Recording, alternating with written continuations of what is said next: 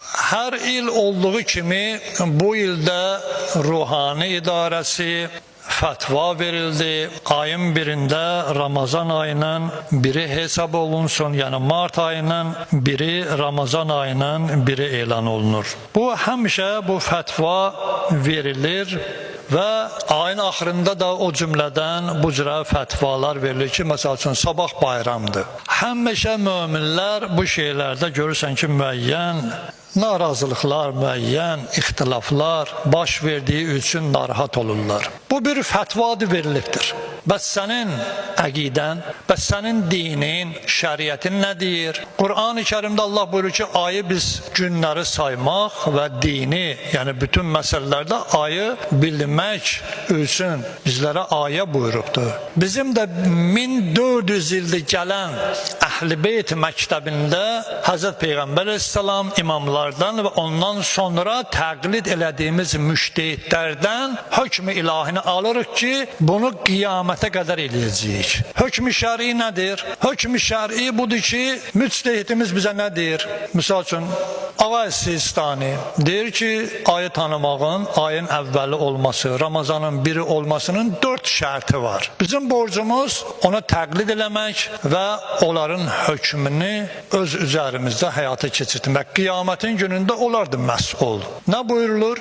Buyurulur ki, ayın birin bilməyin üçün birinci özün ayı görməlisən. İndi görə bilmirsən, deyir, ola bilsin 2 adil mömin görüb desə, ayın biri sənin üçün sabit olur. Üçüncüsü nədir? Bir cəmiyyət.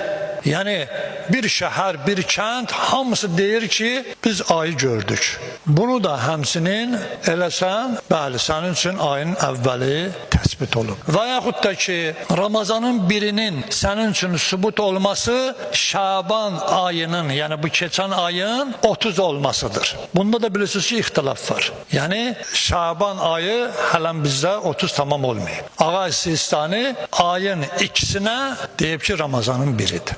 Bu onun hökmüdür. Kim təqlid ağaya eləyir, ondan da getməlidir. Beşincisi nədir? Beşincisi də vilayət-i fəqih, şər'i hakimin ayın biri olmasını bəyan eləməsidir. Amma Ağa Sistani nə deyir? Deyir, şər'i hakimin ayın biri deməsi və yaxud da ki, bayram günü deməsi qəbul edilməzdir. Bu bizim Əhl-i Beyt məktəbinin qoyduğu qanundur.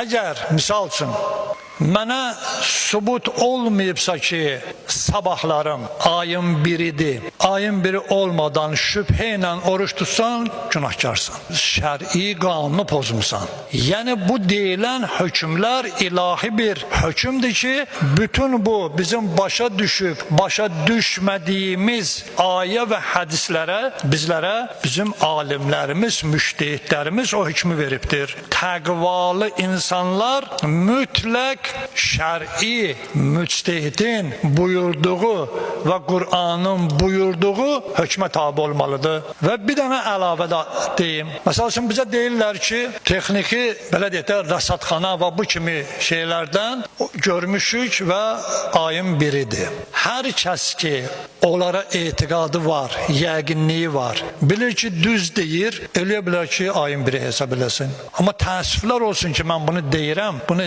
Azərbaycanda mən demirəm, başqa mənada demirəm. Bəlkə Azərbaycanda heç arada heç deyilməyib, meçidlərdə, onu nəzərdə tuturam. Nə böyük bir şey olubdur ki, Azərbaycanda 2 dənə hamı tanıdığı bir ruhani, mömin, adili 30 liralar maşına göndərərlər ki, getginən Şamaxıda, rəsədxanada bir ayı gör, oradan gəldirən ki, biz də deyək ki, qardaş, bu 2 adil gördü. Bu bir çətin, problemli bir şeydir. Çox təəccüblü bir şey ki, bunun nəyi var axı, bunun nəyi pisdir, bunun nəyə icazə vermirlər, başa düşmürəm, yoxsa niyə eləmirlər, çox təəccüblü bir şeydir. 2 dənə bir mömin axund ki, bütün respublika tanıyır, etimadı var ona, hamı inanır, o desə onu hamı qəbul edəcək.